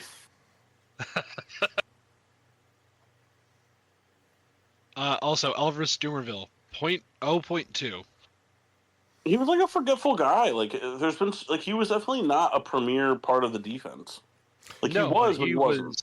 He led the NFL in sacks one year. It's funny. He was always like the second guy to just somebody else. Yeah. Oh yeah. Very stern picture from him on right. Wikipedia. Paul, what do you got for a draft? Oh, you guys just want to do like a Christmas draft? Yeah. Yeah, what are we drafting? I don't know. What do you want to draft? Do you want to draft like just Christmas things? Things about Christmas Day? How do you want to draft it? with Kendall being part of it and only being 3 people, there's some pretty good things for the taking. Because like Kendall does not like Christmas music. Kendall True. doesn't like Christmas movies.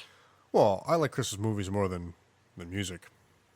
Yeah, but you don't like Christmas movies. You just like National Lampoon's Christmas Vacation. I like a handful of Christmas movies. Name 5. Wait, there's more than 4? Well, a handful's 5, and you said a handful, so. All right, so Christmas movies I like. I like It's a Wonderful Life. No, you don't. You've never even watched it. I've seen that. All right, we're already moving on from this. All right. He doesn't like Christmas like baked goods. That's not true. You're not. No. You're not a Christmas cookie guy and a Christmas stuff. You just like the basics, like the chocolate chip cookies and stuff. That's not Christmas though. Those are just baked goods people put out at Christmas. But like you don't like the sugar cookies with the little crystallized sugar on it and the Danish butter cookies and the blue tin. I like those. I'm being mad at to be a No, Scrooger. This is I've a never smear seen you eat job. them. Never seen you eat them. Never seen you eat them. Doesn't mean Been I don't friends like with you them. for over a decade. I would have seen you eat it. Lived with you for a year. We had the blue tin Danish butter cookies at my house. No, you had the blue tin and it had a bunch of wire nuts in it. Well, but there were cookies in there at one point. Yeah, at your grandma's house, and then your dad probably stole the tin from her house. I like those cookies. Mash, what do you think? You think he's lying? Yeah. Yeah. All right. I'm not having fun anymore. I don't know. What do you guys want to draft? How do you want to draft? I mean, we have time. Oh, no, not really, actually. Wow, it's 9:50 already. Wow. Man, time flies when you hate Mike Mock. I kind of like a generic just things about Christmas draft. That kind of leaves some room for interpretation. Okay. Man. I think Mash should go first. I think Mass. Would you rather have middle or back-to-back? I like the middle pick. All right. Mass, Kendall, Paul. I like Mass, unless you want last pick. I'll take last pick. Okay. All right, so I'll go first? Sure. Okay. All right, number 1 pick, Christmas movies. What's your all-time favorite? That's not a thing. I don't have an all-time favorite. What's your all-time hated? The Christmas Story. Fuck A Christmas Story. I do like that movie. It's a one and done though. I mean, It's a Wonderful Life. I watch that every year on Thanksgiving night I fall asleep on the couch to that. That's the start of Christmas for me every year. That was a tradition dating way back. National Lampoon's is classic. The Santa Claus trilogy, although the third one kind of blows. Obviously, Charlie Brown Christmas is top-notch shit. I like some of the C, D tier movies as well, like Four Christmases with Vince Vaughn and Reese Witherspoon, Fred Claus with Vince Vaughn. Big fan of both of those. I also like a huge fan of the Jim Carrey Grinch. Yep. Huge fan Yeah, of the 100%. Huge fan of the Jim Carrey Christmas Carol, the animated one. Yep. There's actually a newer movie out with Anna Kendrick that Amelia turned me on to last year called Noelle with her and Bill Hader. It's pretty good. Yeah, that's actually not a bad one. I've never seen that. Yeah, it's pretty good. I've heard this Chris Evans The Rock Red One is really good. Haven't seen it yet. I think what's his face plays Santa. Crap, what's his name again? Huh? No, it's not Paul Giamatti. Paul Giamatti is Santa Claus and Fred Claus. It's the guy who plays. It's the guy who plays like the dad in Juno. And I know who you're talking about. he's the fucking Daily Bugle guy in Spider-Man, Tobey Maguire J. Jonah Spider-Man. Jameson. Yeah. Fuck. What's his name? God damn it. Bald guy? Yeah, bald guy. He is now.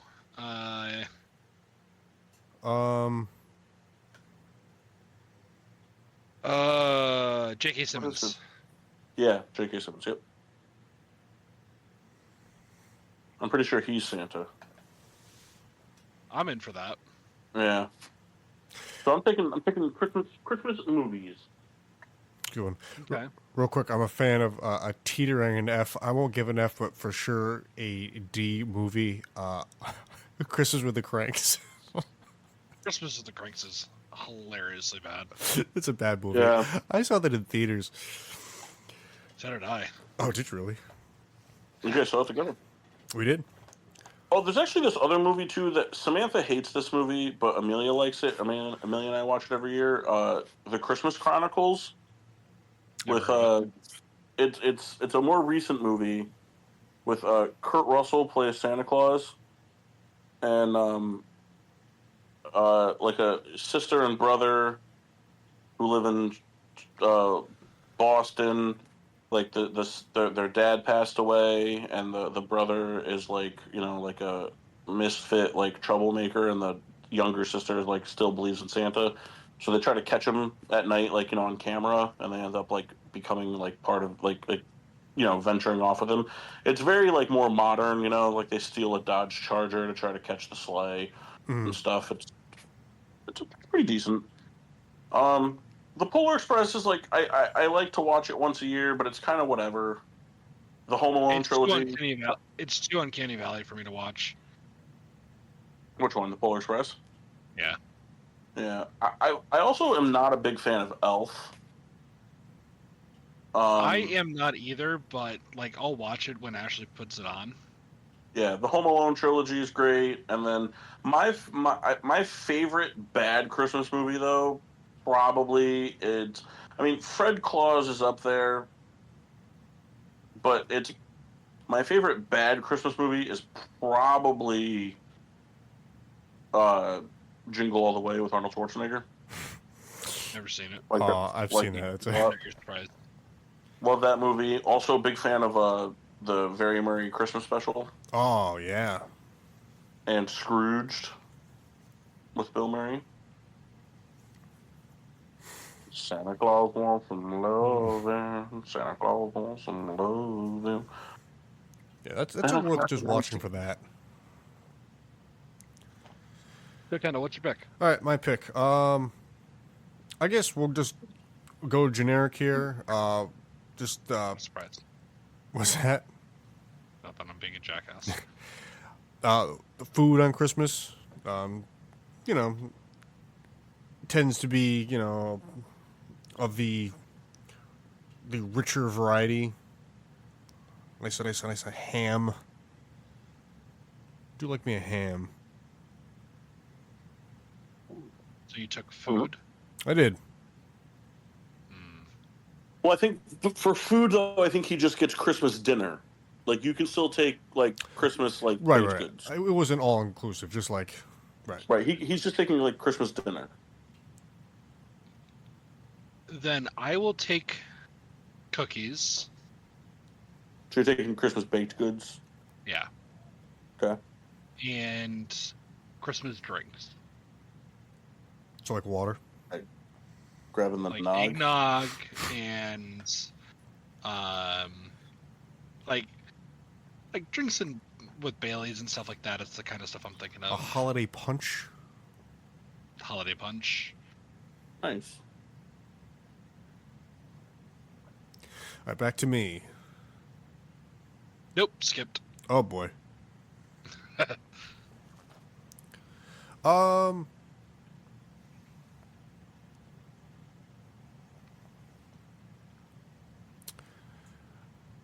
I guess Mr. Scrooge. What's that? I said you're a Scrooge because you can't even think of anything. Well, no, I can't. I also don't want to be like schmalty. I don't even know what that means. Like, So this guy posted this picture of a steak, and it's not even like brown; it's gray in the middle. And the first comment is, "This steak isn't even well done. It's congratulations." Pretty funny. I mean, I like just the family togetherness of if that could be a. Gay, That's what I'm saying. Like, I didn't want it to be too schmalty, but that's what Hey. gay, I'm picking. gay. All right, back to back picks.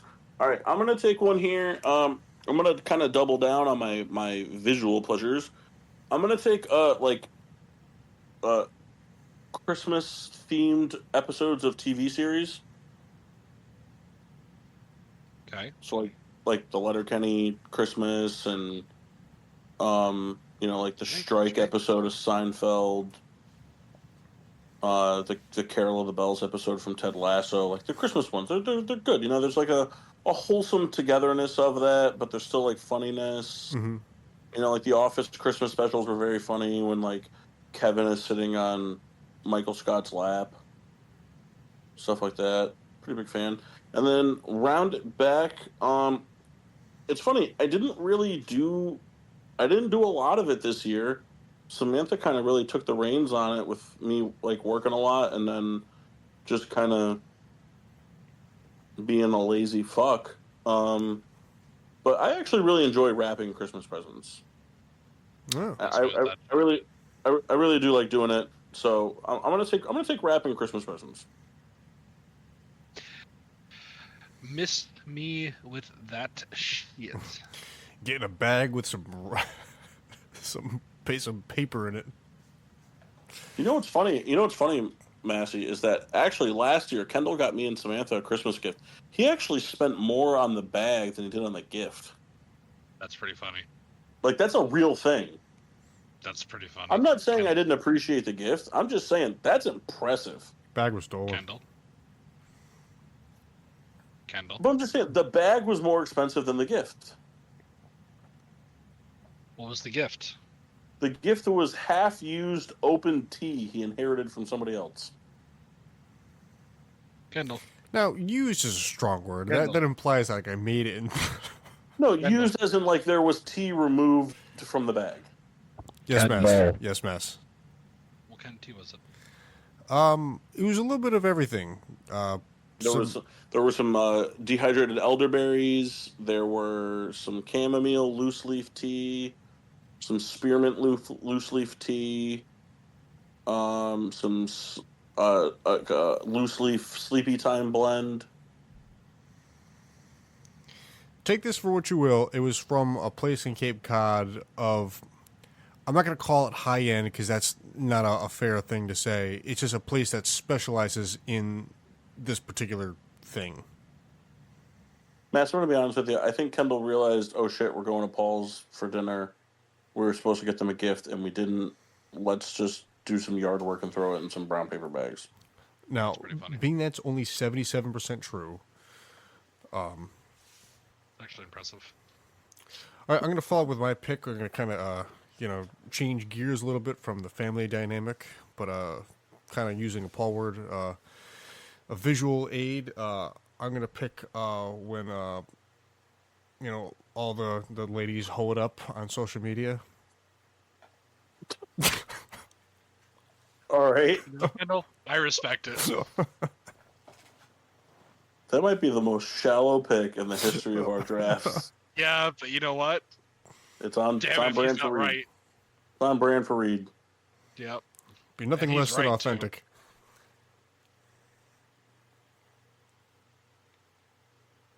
Is that down to me? Yeah, back to backs.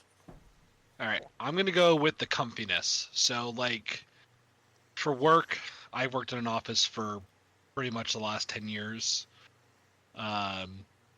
Christmas time's a time to get comfy in the office. A lot of places let you just do sweatpants and comfy sweaters and stuff like that. I like going in, like, wearing Santa hats and just kind of chilling and just doing whatever. And for the most part, I like the weather. Like, I don't like it when it's 4 degrees outside, but if it's like 25 and sunny, I'm happy. It's a good time. I like it cold. Yeah, I agree with that. Plus, the other thing too is if waking up today and having it be 4 degrees sucks, but like going outside Christmas morning and it's 4 degrees, it doesn't feel as cold. It feels right. No. I get that. I like that. All right, Kendall, you ready to wow us all again? What do you got? This one here, I'm sure it'll be no surprise when I say it. I kind of like the low-key What? Sorry.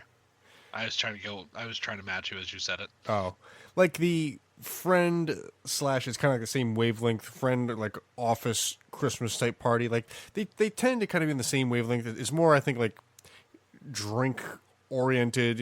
Food may be a part of it, but it's really just people getting together rather than it's just an excuse to get together that it's during the Christmas time. You know what I mean? There's really no Christmas thing about it other than it's during that time of year. Massey, are you noticing that this guy really likes being around people on Christmas and hasn't invited us over for Christmas dinner? Yeah. Yeah. This is where Kendall chimes in with the, well, you're always invited. Mm-hmm. Nope. Oh, we're not invited. Nope. Fuck you guys. He really went Mike Mock on us. Yep. So I'm having over. You think you know a guy? You think he's actually wrapping gifts? He's here. All right, so I got back to back to finish it up. Samantha, what do I love about Christmas? I can already tell you one. Samantha just shook her head at me. I think she's still upset with me about something that I didn't do. What didn't you do? The booger thing. Oh. I already have an answer for you. Yep. We got. You like decorating. You know what's funny? As I've gotten older, I've found that I don't really like decorating as much.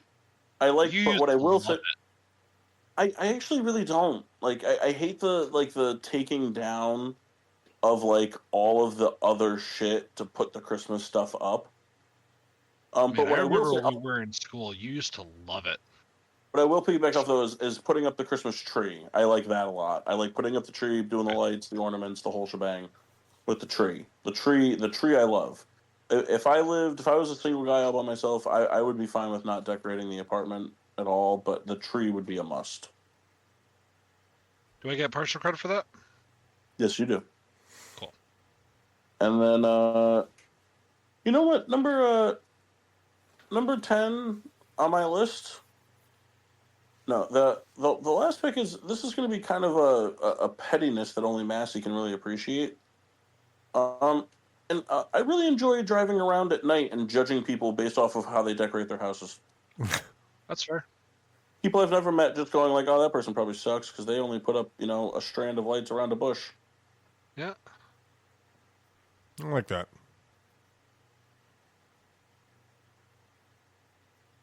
Reed? Last pick here.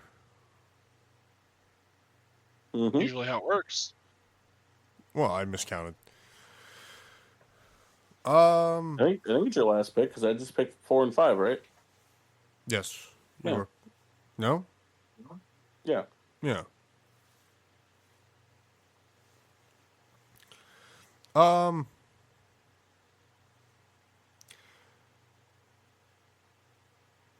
I guess with my last pick here, it's something that I like to do, but in general, I'm not particularly good at it, because I think I tend to overthink things or put too much emphasis on things that probably are more important to me than others. But I do like the buying gifts for people, and I think it's fun to see people like their reaction, and I just feel like a lot of times I get like you see their reaction like, ooh, I definitely missed the mark on this one. All right. All right. I mean, I don't hate it. I mean, I do, but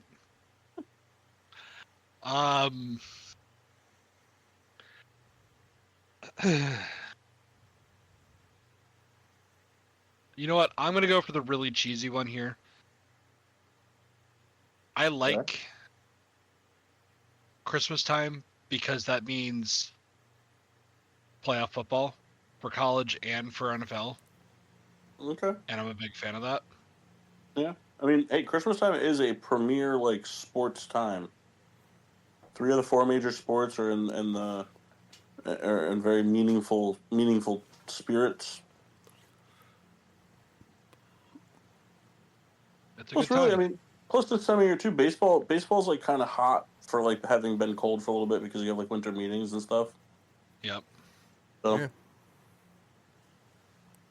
yeah, man, that's a good one. It's a good little dark horse there. I like it. Thanks. I like it. This guy's not too shabby. Oh, Oh. All right. That's all I got. I don't got anything else. Probably time to wrap it up. it's a good one. So go to bed. Get ready for Quimus. And then next week we'll do a live show and we'll do our drunkies. Yes. Yeah, it's time for the drunkies. Time for the drunkies. There are only 4 nominations this year for most disappointing sports franchise, and doesn't They're matter. all out of Chicago. I win no matter what. So yeah, I don't know. We'll figure out what we're gonna do with the drunkies. We'll make it happen. We'll make it cap and pappin', and we'll do some fun stuff. Beer reviews / root beer reviews / scotch reviews, beverage reviews. Oh, Yeah, a lot of reviews. Mass, how was the root beer? It was nice and cold, so it was crisp and refreshing. I wish I had a little bit of vanilla ice cream to make it into a float, but here we are. That was a very massy review. I liked that. I'm glad you did. I liked that a whole lot. Kendall didn't like it too much, but I liked it a lot. I hated it. Sorry, I forgive him. I hated it.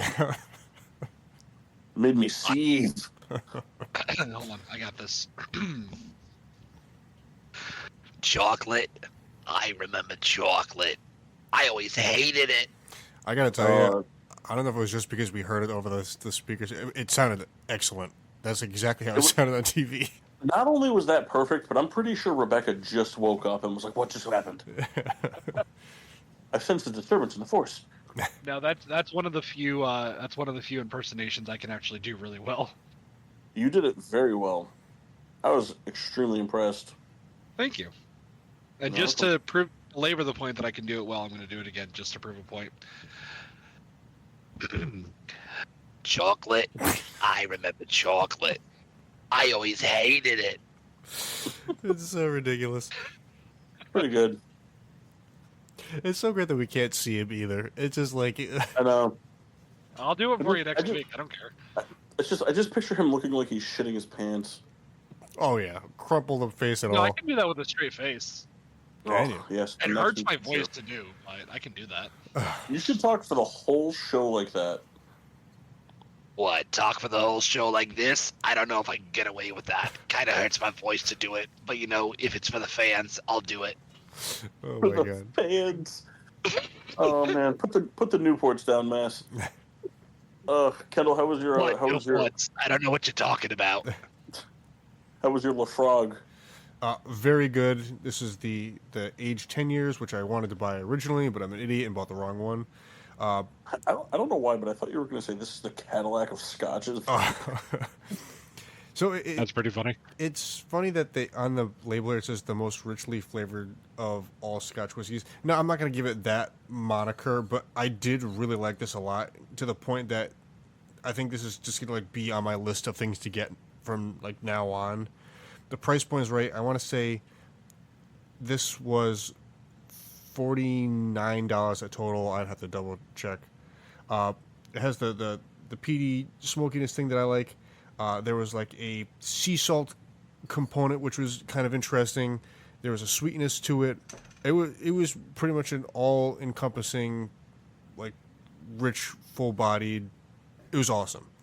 I'm gonna give it a 4.8 out of 5. Would absolutely get again. I also had the Nog, the Amaretto that I can't remember, and the Hood Golden Eggnog. It's a classic holiday drink. I guess Amaretto. It depends what you like. I just had Amaretto on hand, so that's that just gets a 5 out of 5 for the holidays. Excellent.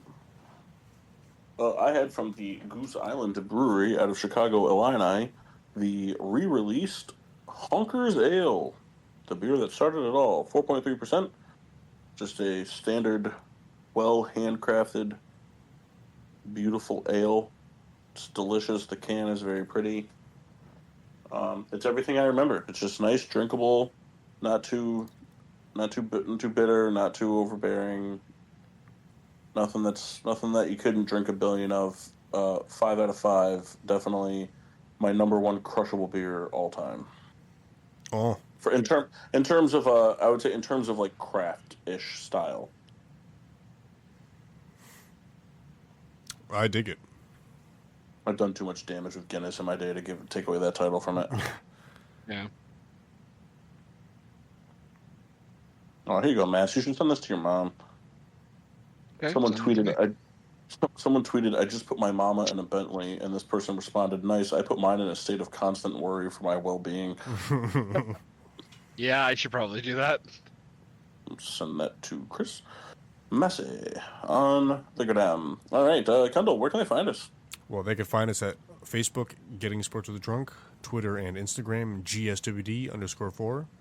Make sure you use the hashtag GSWD for all your daily uses, whether it is forgetting how much you don't like buttered cookies from the blue tins like Kendall, or, Putting your mom in a constant state of worry.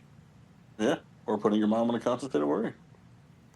Like, follow, subscribe. We are a podcast. Pretty cool. We do that.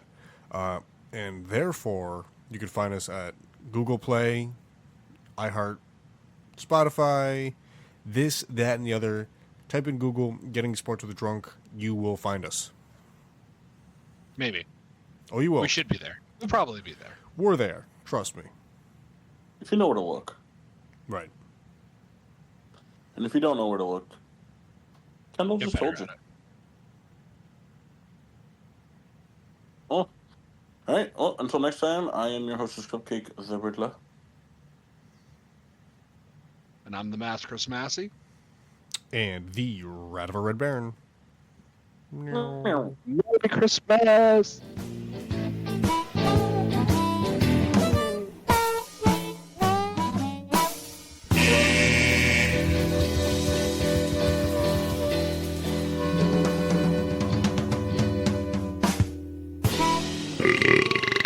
Yeah.